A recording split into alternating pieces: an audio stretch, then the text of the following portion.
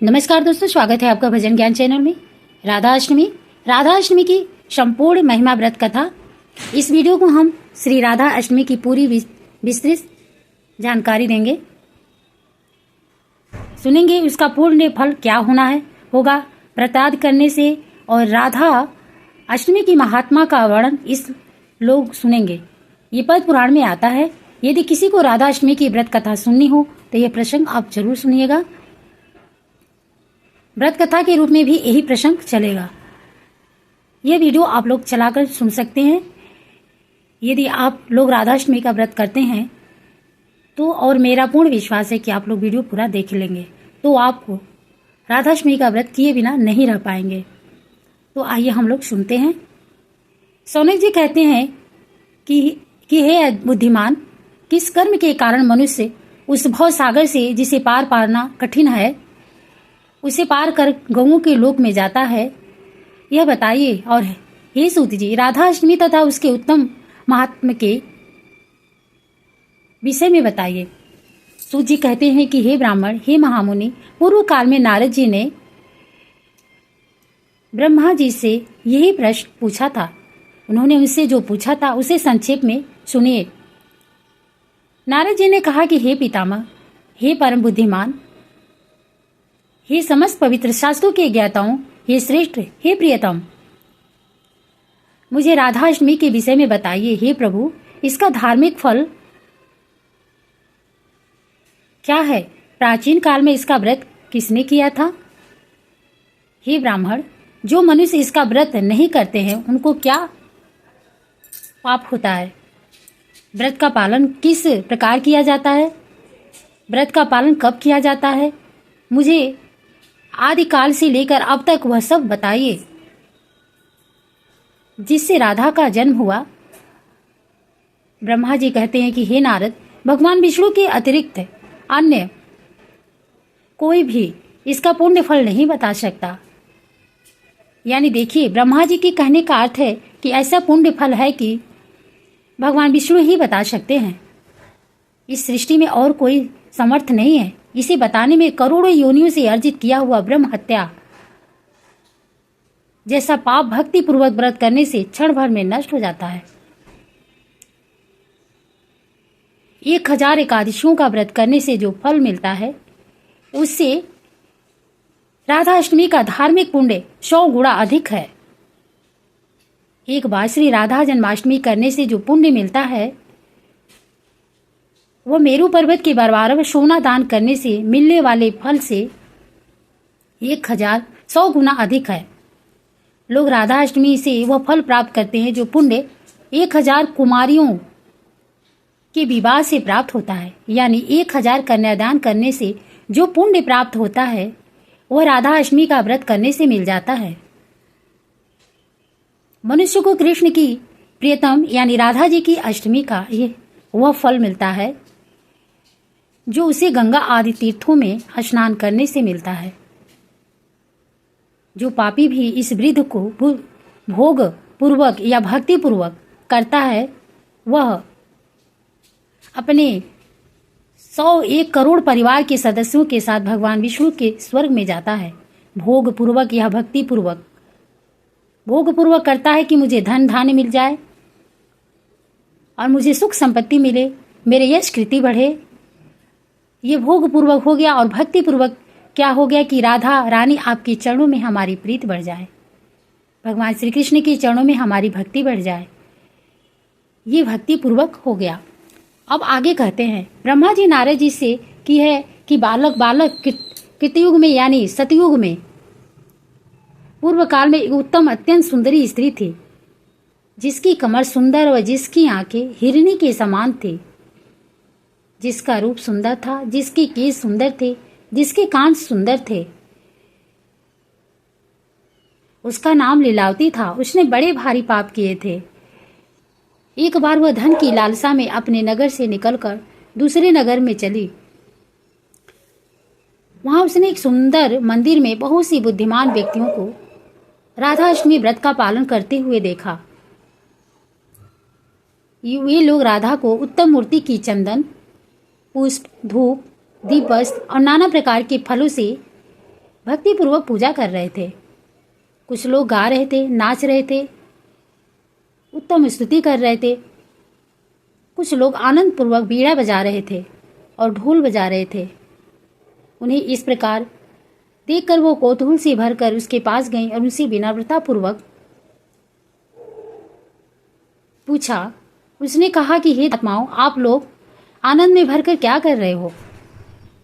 हे पुण्यात्माओं, मुझे बताओ, व्रत के पालन में तत्पर तथा दूसरों का उपकार करने में रुचि रखने वाले भक्तजन बोले कि आज यह अष्टमी तिथि आ गई है, जिस दिन अर्थात शुक्ल पक्ष की अष्टमी तिथि, जिस दिन राधा का जन्म हुआ था, हम लोग उसे सावधानी से कर रहे हैं। इस प्रकार किए जाने वाला यह अष्टमी व्रत मनुष्य के पापों को शीघ्र ही नष्ट कर देता है। जैसे गौ हत्या, चोरी, ब्राह्मण की हत्या पर स्त्री हरण, गुरु की सैया अर्थात पत्नी का अपमान आदि पाप जो किया हुआ है वह राधा अष्टमी से बिल्कुल सहज में ही नष्ट हो जाता है। उन भक्तों के वचन सुनकर और बार बार यह सोचकर कि मैं सब पापों को नष्ट करने वाले इस व्रत को करूंगी, उसने व्रत करने वाले के साथ वही उस उत्तम व्रत का पालन किया। उसने व्रत समय पाकर वह पतिव्रता स्त्री सर्प के दंश से मर गई। तभी यमराज की आज्ञा से पाश और हथौड़े लेकर यम के दूत वहां आए और उसे बहुत कष्ट देकर बांध दिया। जब उन्होंने उसे यमलोक ले जाने का निश्चय किया, तब शंख और गदा धारण किए हुए विष्णु के दूत वहां आए और वे अपने साथ सोने का बना हुआ शुभ विमान लाए थे, जिसमें राजसी हंस जूते हुए थे। उन्होंने चक्रों के किनारों से 5 को तुरंत काटकर उस पापरहित स्त्री को रथ में डाल दिया। उसे विष्णु के मनोहर नगर गोलोक में ले गए, जहां व्रत की अनुकूलता के कारण वह कृष्ण और राधा के साथ रहने लगे। नारद जी, जो मूर्ख मनुष्य राधाष्टमी का व्रत नहीं करता, उसके लिए सैकड़ों करोड़ों कल्पों तक भी नरक से मुक्ति नहीं मिलती। जो स्त्रियां भी शुभ देने वाले राधा और विष्णु को प्रसन्न करने वाले समस्त पापों का नाश करने वाले इस व्रत को नहीं करती, वे अंत में यम के नगर में जाती हैं और दीर्घ काल तक नरक में पड़ी रहती हैं। यदि संजोग से उन्हें पृथ्वी पर जन्म मिल भी जाए तो अवश्य ही विधवा हो जाती हैं। हे बालक, एक बार ये पृथ्वी दुष्टों के समूह से आक्रांत हो गई थी। वह अत्यंत असहाय होकर गाय बन गई और बार बार रोती हुई उसने मुझसे अपना दुख कहा। उसके वचन सुनकर मैं भगवान विष्णु के समीप गया। मैंने तुरंत ही भगवान कृष्ण को उसके दुख की तीव्रता बताई। उन्होंने मुझसे कहा कि हे ब्राह्मण, तुम देवताओं के साथ पृथ्वी पर जाओ, तत्पश्चात मैं भी अपने सेवकों के साथ वहां जाऊंगा। यह सुनकर मैं देवताओं के साथ पृथ्वी पर आ गया।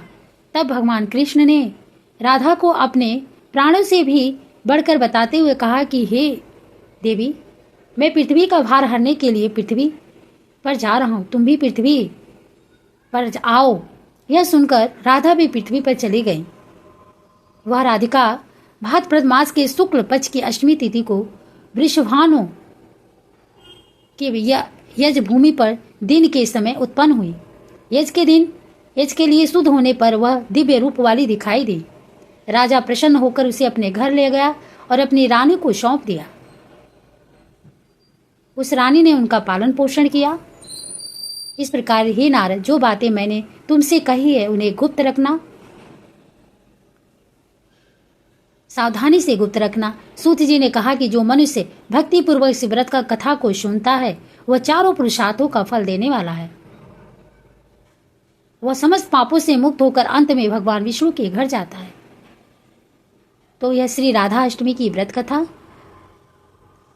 है। ये महिमा भी, कथा भी है। आपको पूजा के दिन भी सुनना है, व्रत करना है। आपको जिस दिन राधा अष्टमी हो, आप लोग राधा अष्टमी का दिन का जी पूजन करें, तो उस दिन भी इस व्रत कथा को आप लोग अवश्य सुनिए। अब आपकी काम की बात सुनिए। कई लोग व्रत करते हैं सप्तमी को, और जब अष्टमी की सुबह होती है ब्रह्म मुहूर्त में यानी सूर्योदय से पहले तब राधा जी का पूजन करके व्रत खोल लेते हैं।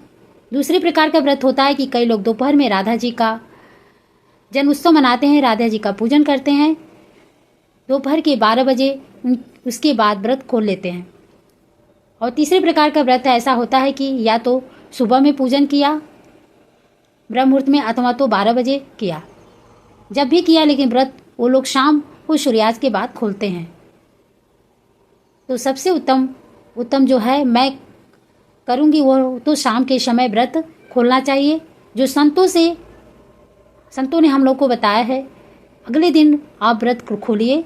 सूर्योदय के बाद बड़े बड़े संतों महात्माओं से हमने यही सुना है और यही जाना है कि व्रत अगले दिन के बाद खोलना चाहिए। राधाष्टमी का पूर्ण व्रत कीजिए आप लोग, इससे आपको पूर्ण फल की प्राप्ति होगी।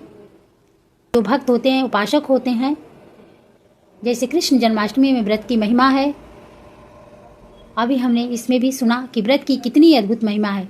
तो व्रत पालन इस दिन जरूर कीजिएगा और हो सके तो जैसे संत बता रहे हैं, महात्मा बता रहे हैं, वैसे हम लोग अगले दिन सूर्योदय के बाद व्रत पालन करें, जिससे व्रत खंडित नहीं होगा, व्रत का पूर्ण फल प्राप्त होगा। इस वीडियो में शास्त्रों के अनुसार बताया गया है, जो हमारे पुराणों में दिया गया है, जो पूजन विधि है।